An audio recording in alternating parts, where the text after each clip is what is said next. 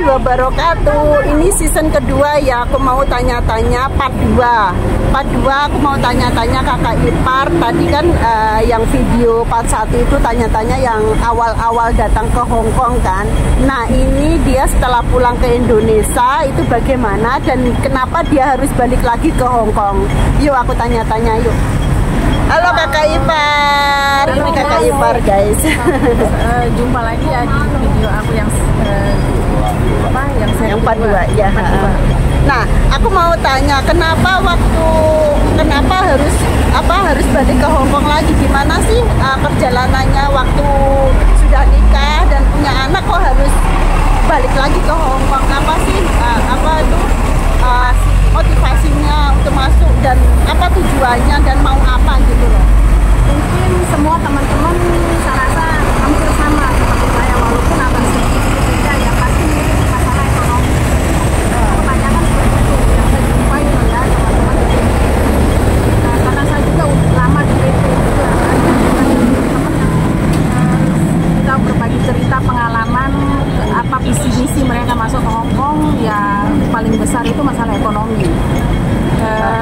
Jadi waktu itu karena saya kan belum punya rumah ya kan, terus ekonomi juga mulai terpuruk setelah menikah, ada 2 anak gitu. Dan di Indonesia cari kerjaan susah, walaupun saya sudah coba untuk usaha berjualan kecil-kecilan nggak menjamin gitu loh kalau kepingin punya rumah. Jadi semakin kesini kan usia semakin bertambah ya, pikiran mulai semakin matang, terus secara wong Jawa wis Jawa butuh ngono loh. Akhirnya aku putuskan lah, sekarang bukan sama suami, putuskan karena kalau cewek kan lebih enak prosesnya ya kan, nggak perlu biaya besar, kalau cowok kan biayanya gede. Akhirnya saya putuskan kembali lagi ke Hong Kong karena saya sudah menguasai Medan di Hong Kong, sudah punya pengalaman 10 tahun, jadi saya sudah bisa bahasa ya, jadi prosesnya tuh nggak terlalu rumit teman-teman. Jadi bagi yang ex aku rasa mereka nggak akan kebingungan di sana. Lumayan mulus, kecuali mungkin dokumen kalian aja yang bermasalah. Nah akhirnya aku gini ya teman-teman, akhirnya aku kembalilah ke Hong Kong. Waktu itu aku di PT nunggu 7 bulan ya, kurang lebih 7 bulan. Akhirnya aku kembali ke Hong Kong, aku kerja walaupun aku udah pengalaman teman-teman ya, tapi kan untuk beradaptasi dengan orang baru dengan karakter yang berbeda itu kan nggak mudah. Jadi aku dapat job itu waktu itu jaga anjing 4 orang dewasa.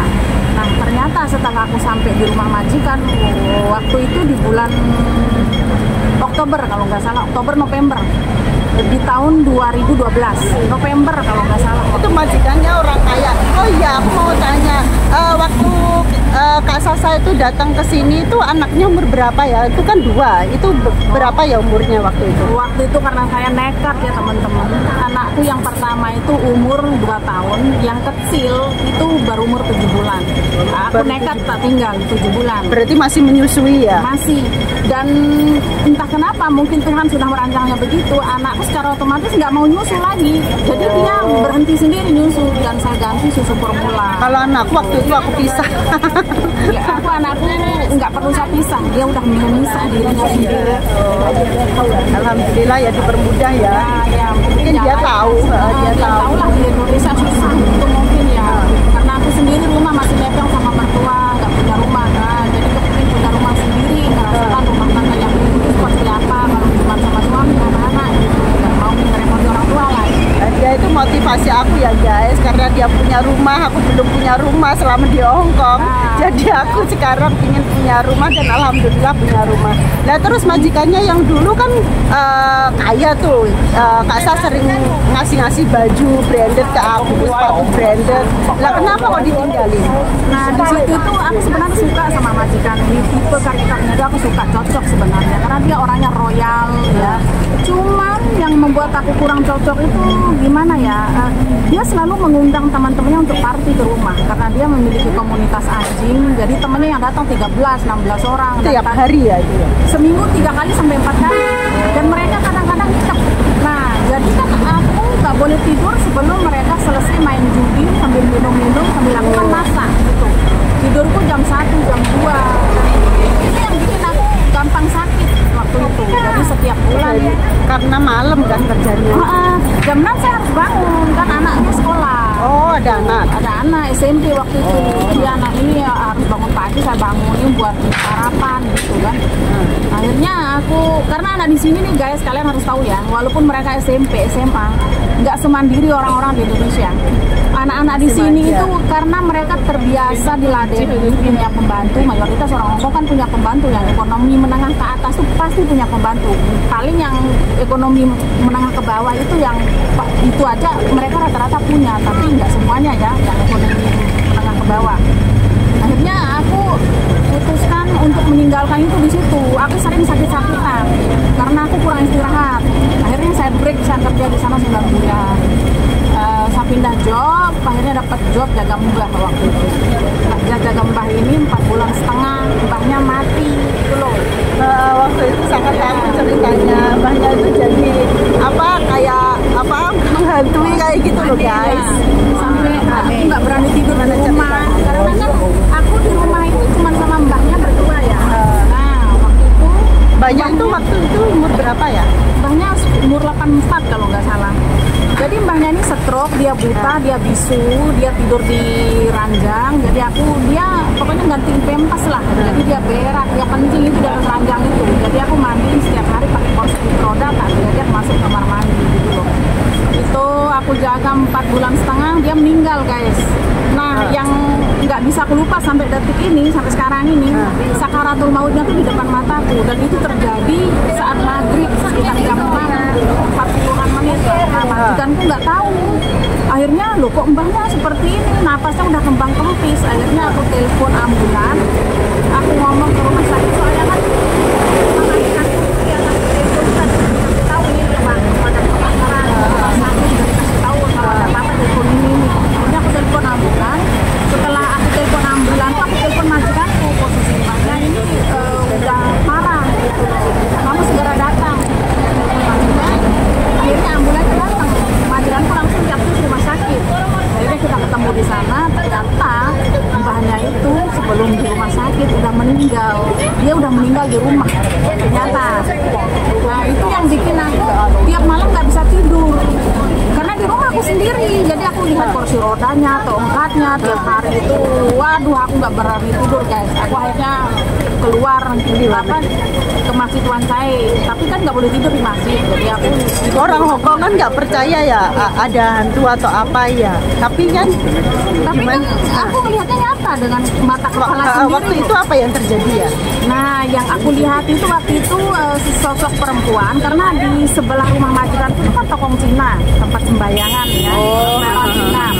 Nah di depan tokong Cina itu ada taman, ada ayunan, perosotan anak-anak kecil. Nah aku nggak bisa tidur karena aku kan bangun-bangun terus karena ketakutan.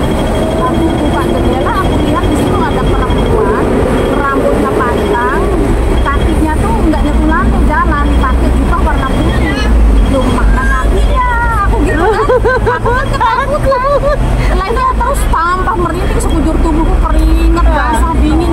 Jam 4 itu belum subuh saya sudah keluar dari rumah itu, saking saya merinding, kerannya bunyi sendiri kayak golongan serigala. Itu bener ya? Benar terjadi itu. Salah. Oh nggak di video ya waktu itu? Oh enggak, waktu itu aku nggak punya HP Android waktu itu. Aku kan baru kerja itu kan baru setahun hitungannya waktu itu. Aku belum kepikiran beli HP karena aku motivasi aku pinjem dulu di tengah rumah. Akhirnya gajiku sehabis potongan gaji waktu itu aku potongan 5 bulan guys. Jadi aku dipotong 3.500. Oh tuh waktu itu. Kalau dulu itu potongannya gede-gede ya, nggak kayak sekarang. Sekarang kan 2.200 kan. Makanya sekarang ya untuk kalian pemula ataupun yang udah mulai dari Indonesia proses rokok, kalian tuh udah beruntung karena potongannya sekarang kan semakin sedikit ya kan. Nggak kayak dulu. Kita tuh dulu awal aku masuk Hongkong potongan 7 bulan malah 3.000 kali 7. Terus lepas itu karena aku kan waktu itu paling pisah, jadi nelpon agent makanya dipotong 5 bulan aku. Terus apa yang terjadi waktu mbahnya meninggal? Terus gimana itu? Mbahnya meninggal kan mbahnya langsung masuk ke kamar mayat di rumah sakit. Saya disuruh pulang. Waktu itu saya pulang sampai rumah jam 2.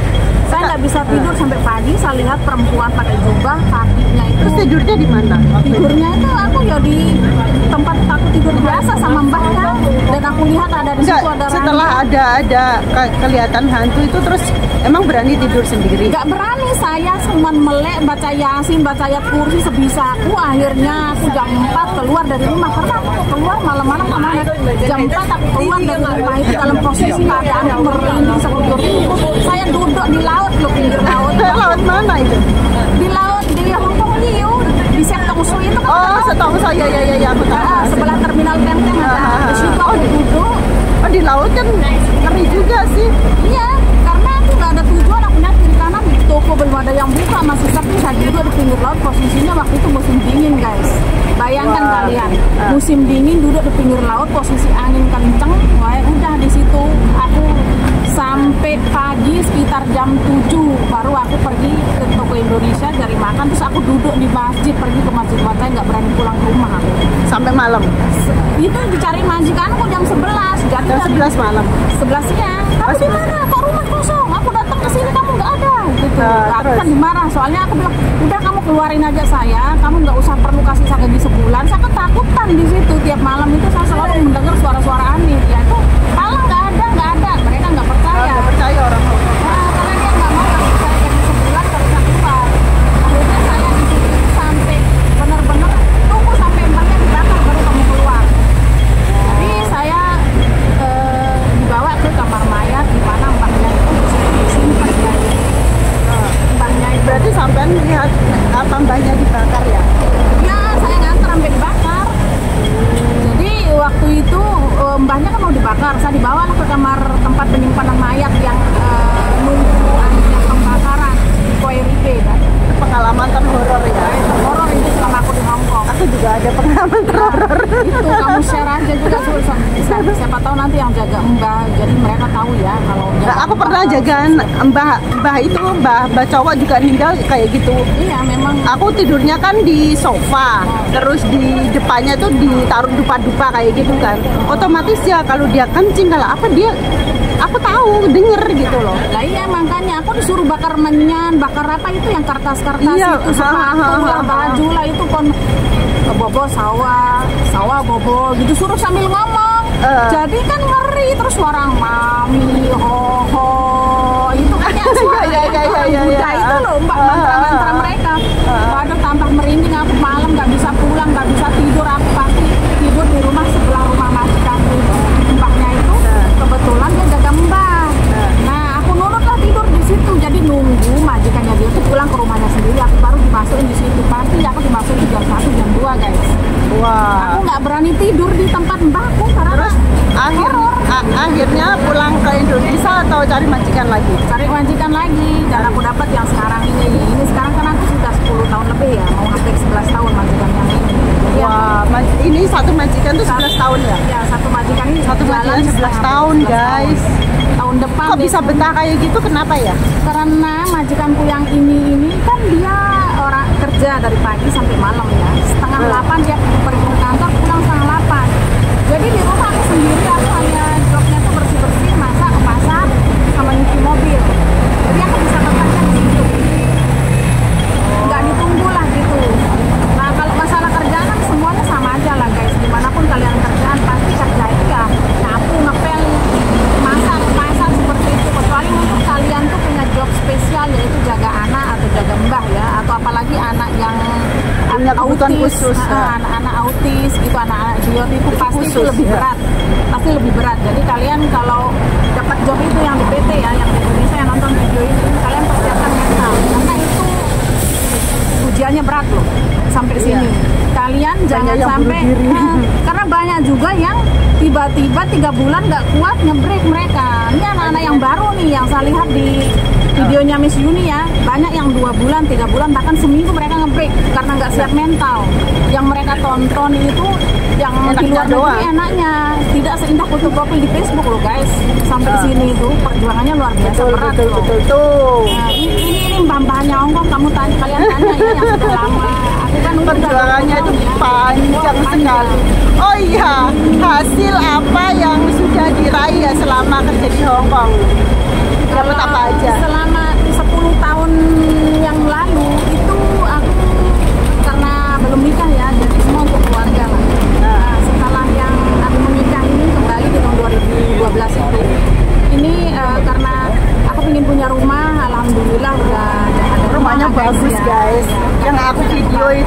nggak kebasahan, nggak kehujanan, nggak kepanasan lah gitu. Sama usaha kecil-kecilan gitu aja. Kos-kosan, usaha kos-kosan. Iya, Yang kos-kosan. punya kos-kosan banyak itu ya ini dia. Ya semoga kalian terinspirasi lah ya guys ya. Aku juga terinspirasi. Kalian terinspirasi, semoga kalian juga yang mau kesini, yang masih DPT, saya doakan semoga cepat berangkat, kalian itu bisa sukses, ya kan? Amin. Nggak sampai ngebreak, nggak sampai interminit.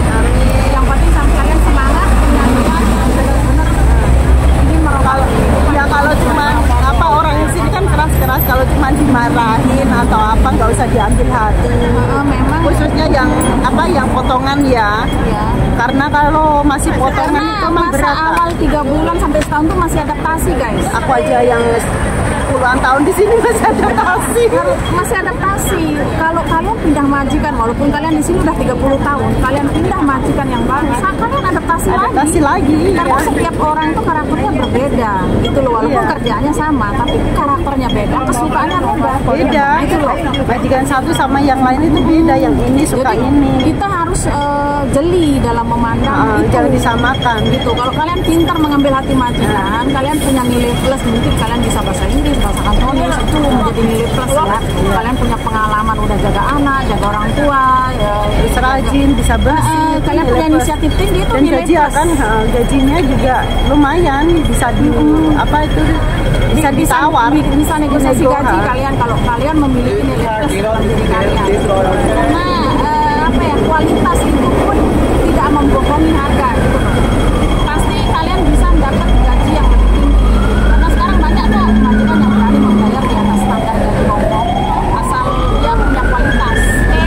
Oh ya Kak, kan banyak tuh orang-orang yang apa di Indonesia bilang kalau apa bilang 20 tahun di Hong Kong, wah pasti kaya raya tuh. Kayak gitu gimana itu? Enggak juga, tergantung. Karena gini ya, rezeki orang tuh kan beda-beda.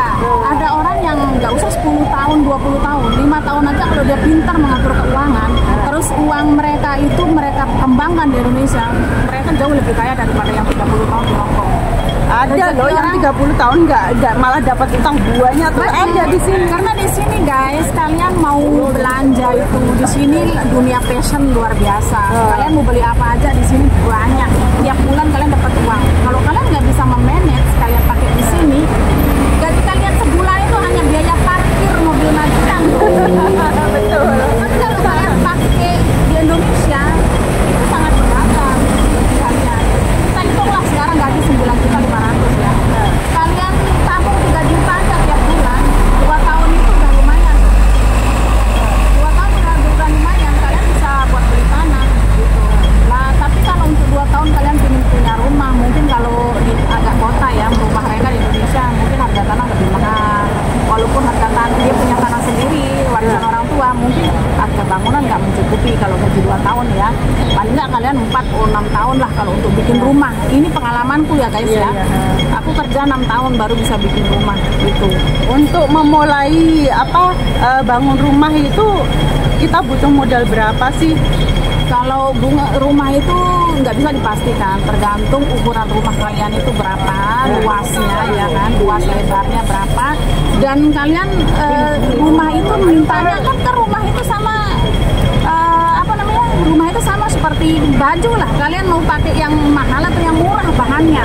Kalau kalian pakai bahannya yang murah itu kan bisa disetel murah, tapi bangunannya nggak kuat. Tapi kalau kalian menggunakan bahannya yang agak besinya yang agak tebal, terus batanya yang bata merah gitu, yang kuat, pakai kayu gitu, itu biasanya agak mahal gitu. Aku kemarin itu pokoknya gaji 6 tahun satu rumah, ukuran 4 kali 4, ukuran 8 meter kali 14, 2 lantai ya. 2 lantai itu 6 tahun gaji guys. Cara memanage uangnya itu gimana, kan kita punya keluarga. Aku waktu itu karena kan aku ada 2 anak ya, 2 anak ini kan masih susu formula ya, jadi aku jatah anak itu untuk susu formula, sisanya itu semua aku Jadi dipisah-pisahin ya, ini untuk jatah anak, Ya. ini untuk Jadi apa aku- rumah kayak gitu yang nggak ya, dicampur jadi aja. aku jatah anak 1,5 juta setiap bulan buat susunya, jadi sisanya itu aku cuma nyisain paling buat diriku sendiri ya 500. Karena waktu 500 bisa 1 bulan guys, bayangkan. Karena aku waktu itu part time guys. Oh iya. Jadi waktu itu semua gajiku itu aku kirim pulang. Jadi duit part-time itu saya ambil cuma 5 sampai 700 saja gitu kan. Setiap minggu saya part-time dapat 1.400 gitu. Tapi itu dulu. Sekarang aku udah nggak mau kerja gitu. Aku udah mau pulang tahun depan, guys. Karena apa yang diinginkan sudah tercapai ya. Alhamdulillah lah. Kalau menuruti ego masih kurang aja, kurang terus. Tapi aku sudah lah, alhamdulillah. Yang penting nggak punya utang, ya kan. Udah ada gubuk, udah alhamdulillah gitu. Tinggal kalian sekarang yang di PT, ayo persiapkan mental, semangat, tekad yang kuat. Semoga kalian cepat berangkat ke sini tanpa kendala dan sukses. Amin. Tips untuk apa yang ada di sini Kak, supaya apa itu teman-teman di sini ya. Teman-teman di sini ya. Ya harus pandai membawa diri lah, jangan sampai salah pergaulan. Kan banyak teman-teman yang udah lama di sini ya, sampai 10 tahun mereka tabungan aja nggak punya karena gaya hidup, guys. Tapi iya, selain itu juga kadang banyak cerita-cerita yang dihabiskan untuk keluarga kayak gitu. Gimana sih untuk menyikapi itu kayak gitu loh? Ya kalian terkembali ke masing-masing saja. Nah, misal kalau kalian punya keluarga, punya orang tua, kan gaji kalian misalnya ya 5 juta itu ya 5 juta. Nah, kalian ya kirim ke rumah 1,5 juta, ditabung 3 juta, sisanya untuk kalian pakai di sini. Kalau bisa tuh jangan terlalu banyak menggunakan uang kalian di sini. Gunakan sesuai kebutuhan, jangan keinginan. Kalau kalian menggunakan uang untuk keinginan, nggak akan ada habisnya. Betul. Kalian pasti akan belanja di sini baju, sepatu, barang-barang branded, dan itu akan membuang uang kalian, membuang energi kalian, membuang waktu sampai yang panjang. Karena kita itu kerja di sini itu nggak selamanya ya, pasti ada masa-masa kadang tuh majikan tiba-tiba interview kayak gitu kan. Jadi kalian harus punya tabungan, harus punya pegangan sendiri. Kan sekarang zaman udah canggih ya, jadi ada bank BNI, BRI, di sini kalian bisa buka rekening sendiri, kalian tabung, jadi nanti pulang kan sudah ada hasil, kalian kerja pun tambah semangat kalau lihat hasilnya gitu.